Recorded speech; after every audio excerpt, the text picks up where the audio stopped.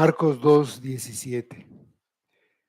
Al oír esto, Jesús les dijo: los sanos no tienen necesidad de médico, sino los enfermos. No he venido a llamar a justos, sino a pecadores. Prácticamente es el principio del ministerio de Jesús en Galilea. En el capítulo 1, versículo 14, leemos: después que Juan fue encarcelado, Jesús vino a Galilea predicando el evangelio del reino de Dios, diciendo: el tiempo se ha cumplido y el reino de Dios se ha acercado. Arrepentíos y creed en el evangelio. Andando junto al mar de Galilea, llamó a 4 pescadores que también eran pecadores. Los llamó para ser pescadores de hombres. No porque fueran pescadores y supieran cómo pescar. Los llamó porque eran pecadores. Entraron a Capernaum, una ciudad de Galilea, y él enseñaba en la sinagoga. Había ahí un hombre que tenía un espíritu inmundo. Ese espíritu reveló quién era Jesús. En Marcos 1:24 dice, diciendo: ¿qué tienes con nosotros, Jesús Nazareno? ¿Has venido para destruirnos? Sé quién eres, el Santo de Dios. Sanó a muchos y echó fuera demonios, de manera que venían a él de todas partes y no podía entrar abiertamente en la ciudad. Después de algunos días, finalmente entró otra vez en la ciudad y se supo.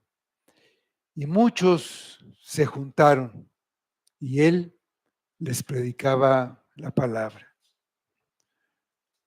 Vinieron unos cargando a un paralítico, eran 4 de sus amigos, y no podían acercarse a la casa donde Jesús estaba a causa de la multitud.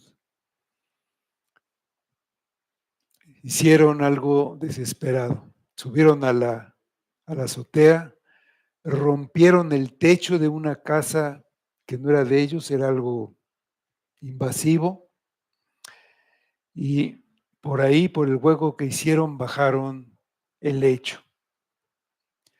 Al ver Jesús su fe real, demostrada con su audaz acción, esa de romper el techo, le dijo al paralítico: hijo, tus pecados te son perdonados.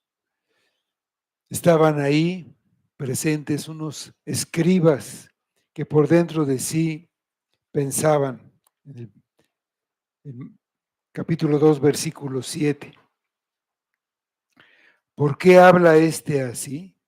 Blasfemias dice. ¿Quién puede perdonar pecados sino solo Dios? Los escribas estaban en lo correcto en cuanto a que solo Dios puede perdonar pecados, por lo que Jesús estaba blasfemando, tomando esa potestad para él, a menos que no fuera un mero hombre y aquel espíritu inmundo tuviera razón. Y él le dijo, el que le dijo tus pecados son perdonados, el que le dijo al paralítico, en verdad fuera el Santo de Dios. El título del Santo de Dios significa que Jesús es infinita y absolutamente santo, completa y perfectamente divino. Él es trascendente y majestuoso. Es santo no solamente porque es moralmente puro. La palabra santo también significa que es algo totalmente aparte, único y diferente de todo lo demás. Él es el creador y todo lo demás es creado. Entonces, lo que el espíritu inmundo había dicho es que Jesús era Dios. Y Jesús lo demostró enseguida. Él sabía lo que estaban pensando estos escribas que estaban ahí, porque era Dios y él podía perdonar pecados. Los escribas sabían que Jesús pudo leer lo que estaba oculto en su malvado corazón y que un hombre común y corriente no podía hacer eso, pero no estaban dispuestos a aceptar que Jesús fuera Dios con la potestad, con el poder de perdonar pecados. Se negaban a aceptar la verdad porque ellos perderían su prestigio, su poder, su influencia y quizás hasta su riqueza delante del pueblo. En Marcos 2, del 9 al 12, dice lo que Jesús les dijo enseguida. ¿Qué es más fácil decir al paralítico? ¿Tus pecados te son perdonados? O decirle, levántate, toma tu lecho y anda, pues para que sepáis que el Hijo del Hombre tiene potestad en la tierra para perdonar pecados, dijo al paralítico, a ti te digo, levántate, toma tu lecho y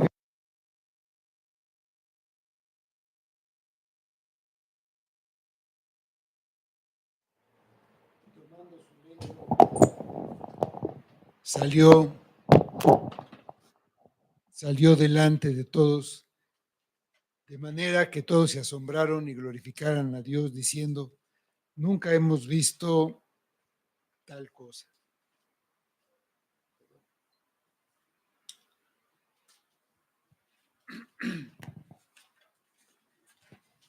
No había manera de comprobar que los pecados del paralítico habían sido perdonados, pero era evidente la realidad de la sanación en el paralítico.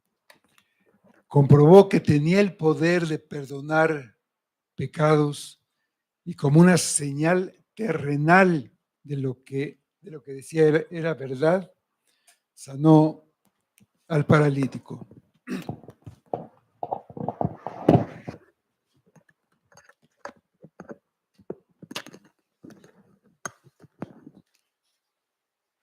No podía haber ningún argumento en contra. Jesús se refirió a sí mismo como el Hijo del Hombre, de dos maneras. Primero, Él era el representante de la humanidad. Y la otra es que Él era el que había descendido del cielo para gobernar el reino eterno. En Daniel 7, versículos 13 y 14, vemos esta profecía del profeta Daniel. Dice, miraba yo en la visión de la noche, y aquí, con las nubes del cielo, venía uno como un hijo de hombre, que vino hasta el anciano de días, y le hicieron acercarse delante de él, y le fue dado dominio, gloria y reino, para que todos los pueblos, naciones y lenguas le sirvieran. Su dominio es dominio eterno, que nunca pasará, y su reino uno, que no será destruido. Después de esto salió otra vez al mar. La gente venía a él y les enseñaba. Al pasar, vio a un cobrador de impuestos sentado en el banco oficial de los tributos, haciendo su trabajo. Y le dijo, sígueme. Y él se levantó y lo siguió. Jesús había echado fuera demonios, había sanado enfermos, había perdonado pecados, pero también podía sanar las almas enfermas. Había llamado a esos 4 pescadores que dejaron todo para seguirlo. Dejaron su trabajo, dejaron su familia. Ahora llamaba a un cobrador de impuestos, que es el equivalente a un usurero en nuestros días, con el agravante de que él se había aliado con los invasores romanos para, de cierta manera, extorsionar al pueblo, teniendo el apoyo del imperio y pues sacar todo el dinero que pudiera. Los cobradores de impuestos generalmente eran codiciosos, deshonestos e inmorales. Aún peor, para un judío eran personas que eran impuras, ceremonialmente inmundas, porque se mezclaban continuamente con toda clase de gente, con aquellos que no eran judíos, que eran pues gentiles. Según los escribas, cuando un recaudador de impuestos entraba en una casa, todo lo que estaba en esa casa se volvía inmundo. Solamente Jesús llamaría a un hombre así para ser su discípulo y apóstol. El hecho de que Jesús caminara en la dirección de Leví y se acercara a él en el banco de los impuestos, lo mirara y le pidiera que lo siguiera, nos muestra que Cristo ama a los pecadores y los llama a su reino. Levantándose, Leví, que el verbo usado significa también resucitado. Resucitado Leví, lo siguió. La atracción de Jesús sobre Leví no fue por un poder hipnótico o una personalidad magnética que tuviera Jesús, como algunos líderes a los que las multitudes siguen por esa personalidad, ese carisma que tienen. Este fue un llamado soberano de Cristo. La pequeña resurrección de Leví, levantándose, no es causada por su propia determinación. Lo que ocurrió es que se infundió vida en huesos secos, en huesos muertos. Con una sola palabra, sígueme, Leví, un hombre muerto en sus delitos y pecados, resucitó a una vida nueva. Dice la carta a los Efesios, capítulo 2, versículo 1. Y Él os dio vida a vosotros cuando estabais muertos en vuestros delitos y pecados.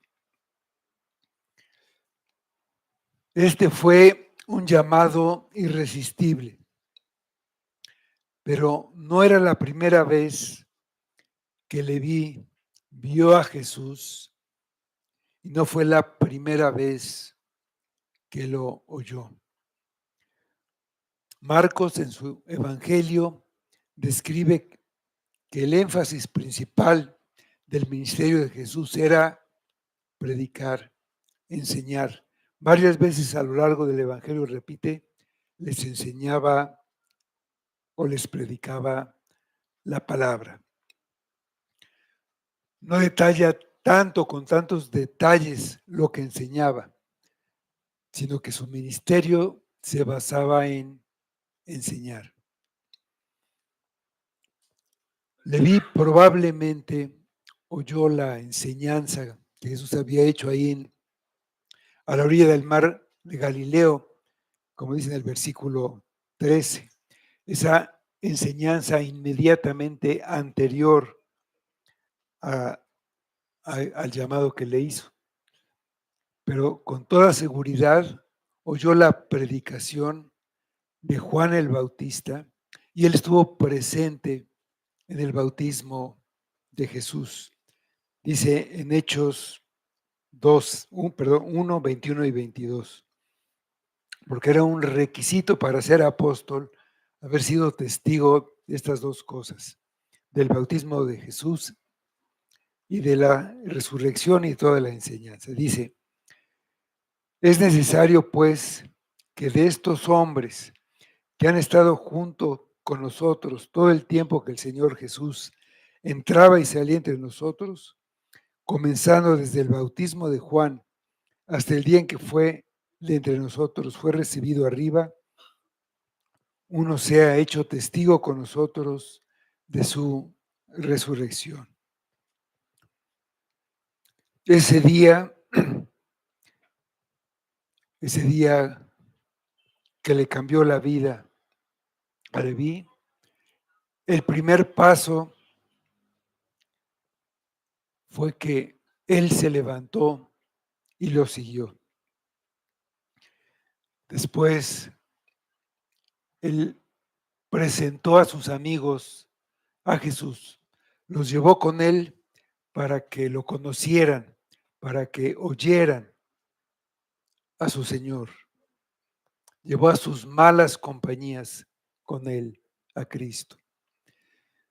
Y estos son algunos de los pasos que nosotros pudiéramos seguir. Jesús fue a una comida en la casa de Leví. Ese es el nombre que los judíos le daban a este hombre, que es Mateo. Mateo, que es el apóstol Mateo. En esa comida, Mateo Leví se despedía de sus amigos y de sus compañeros, de su trabajo. Invitó a Jesús y a sus discípulos a comer con él. Y eso escandalizó a los escribas y a los fariseos, porque la casa estaba colmada con muchos publicanos y pecadores, sin tener a ninguna persona justa entre ellos. La comunión en la mesa, en esa cultura, es la expresión de mayor amistad e intimidad personal.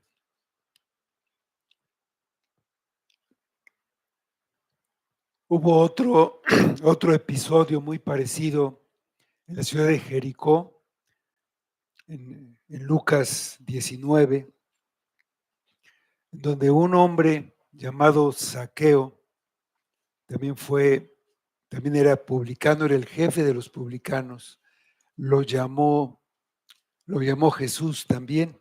Le digo que debía morar pasar a su casa. Y este hombre lo recibió en su casa, también los fariseos pues, protestaron, pero ahí Zaqueo dijo en 19:8, entonces Zaqueo, puesto en pie, dijo al Señor, he aquí, Señor, la mitad de mis bienes doy a los pobres, y si en algo he defraudado a alguno, se lo devuelvo cuadruplicado. Ese llamado de Jesús, ese llamado irresistible, tiene siempre un resultado, un fruto de arrepentimiento. Tanto en Mateo como en este hombre Zaqueo vemos. Si alguien ha oído este llamado, tiene que haber ese fruto, ese cambio. Ellos dejaron lo que más apreciaban los publicanos y los pecadores, su dinero. La mitad, me desprendo de todo lo que he ganado en toda mi vida, la mitad fuera en ese momento. Por otro lado, los fariseos, los que se quejaban. Fariseos quiere decir los separados. Ellos se separaban a sí mismos de cualquier cosa que fuera contaminada o inmunda. Y ellos pensaban que todos, que no fueran ellos, estaban contaminados, que todos los demás estaban separados del amor de Dios, excepto ellos mismos. Pecadores aquí no se refiere a un hombre pecador común y corriente, como dice también, ya que todos somos pecadores. Para los escribas era una clase especial despreciable de personas. Eran criminales, recaudadores de impuestos y prostitutas, aquellos que la sociedad excluía por su forma de vida, sobre todo en esa sociedad judía. Y entonces ellos, los fariseos, preguntaron a los discípulos de Jesús, ¿qué es esto que él come y bebe con publicanos y pecadores? La implicación que hacían era que Jesús era igual de pecador que aquellos con los que estaba comiendo. Y este es el contexto de nuestro versículo. Al oír esto, Jesús les dijo, los sanos no tienen necesidad de médicos, sino los enfermos. No he venido a llamar justos, sino a pecadores. Jesús se describió a sí mismo como un médico, que como es lógico, atiende a los que están enfermos. A los sanos no los atiende porque no tiene necesidad de un médico. Él se ocupa de los enfermos.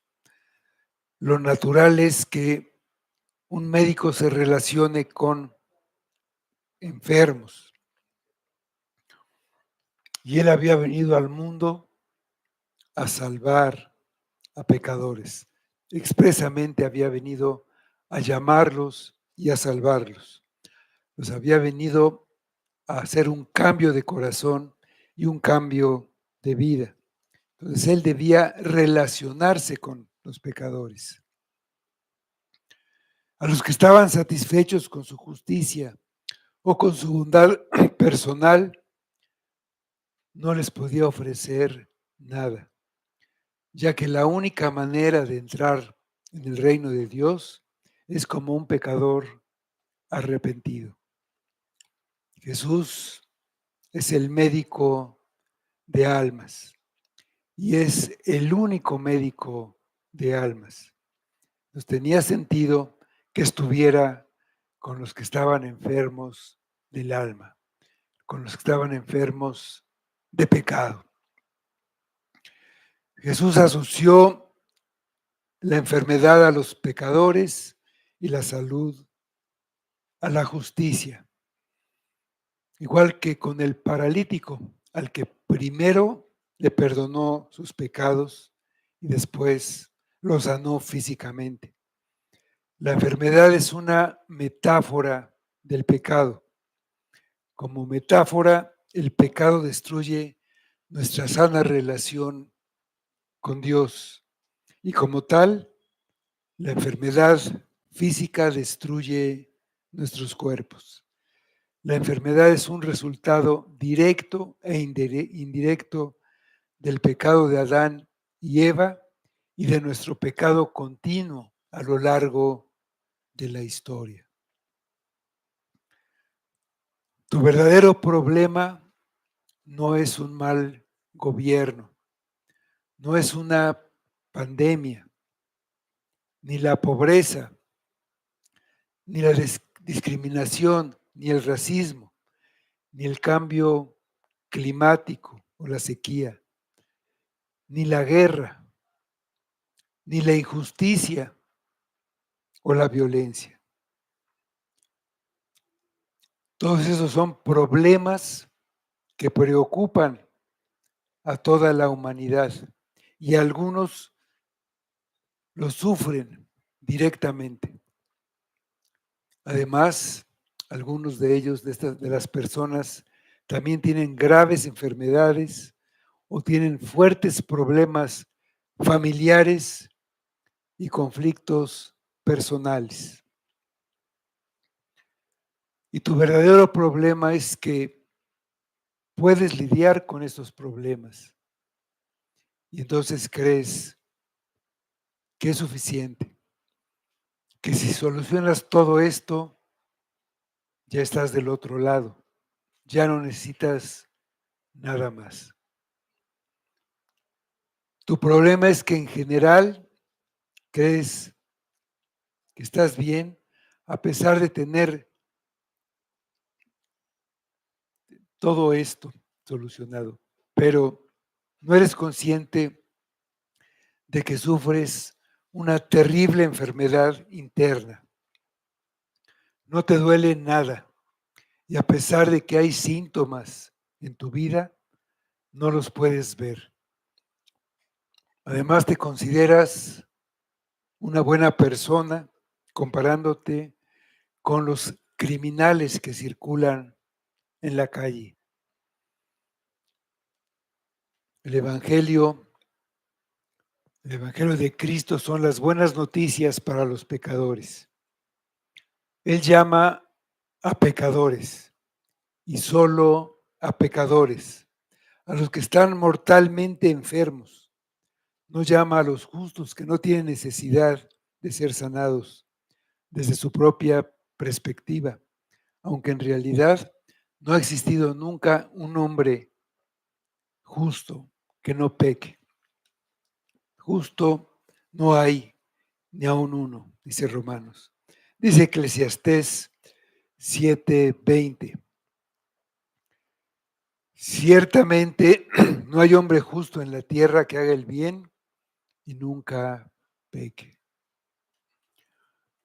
Hasta que no te veas a ti mismo en esa condición, no oirás el llamado. Si crees que por ti mismo o por tus propios remedios puedes sanarte, no irás al médico de almas y no serás sanado. Solo un pecador que se ve pecador va a Cristo con la finalidad que lo capacite para arrepentirse. Sabe que tiene que arrepentirse y dejar su pecado, pero no puede ni arrepentirse ni dejar su pecado, que necesita a Cristo para hacerlo. Y nadie se verá pecador hasta que el Espíritu Santo lo convenza de pecado. El Evangelio de Juan 6:18 dice, hablando del Espíritu Santo, Cristo ahí dice, y cuando Él venga, convencerá al mundo de pecado, de justicia y de juicio. Porque si alguien se pudiera arrepentir sin Cristo, también podría salvarse sin Cristo. Pero es la virtud que sale de Cristo la que conduce al arrepentimiento verdadero.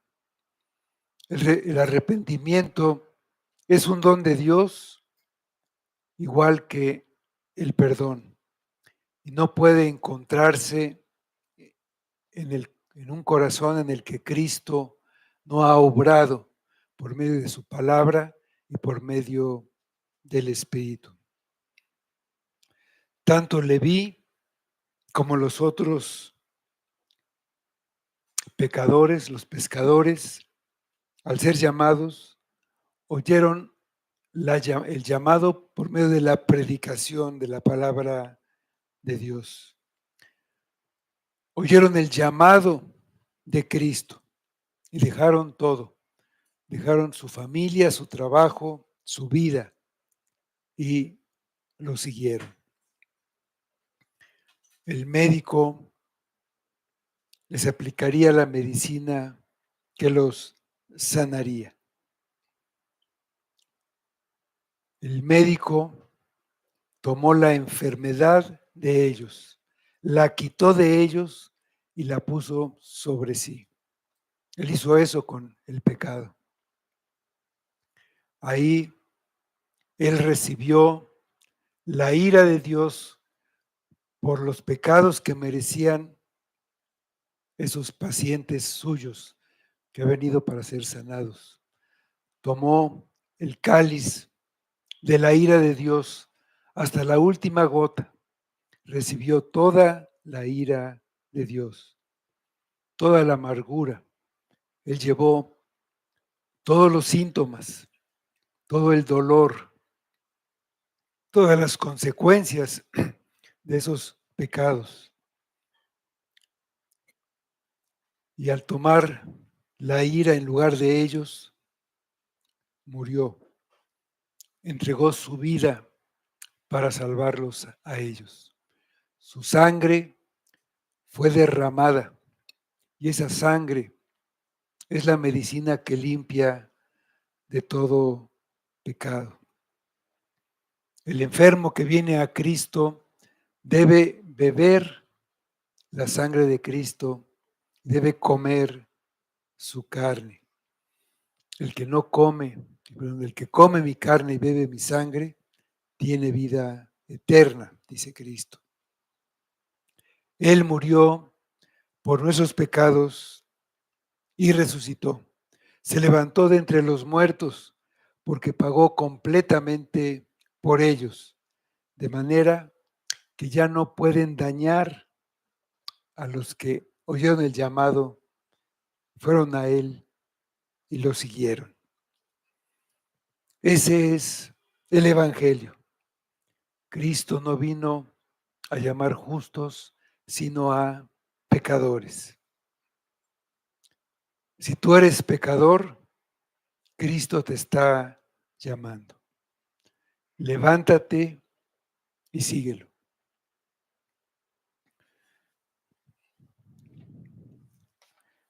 Ahí vemos esa sangre derramada, ese cuerpo partido, que es la medicina que necesitamos.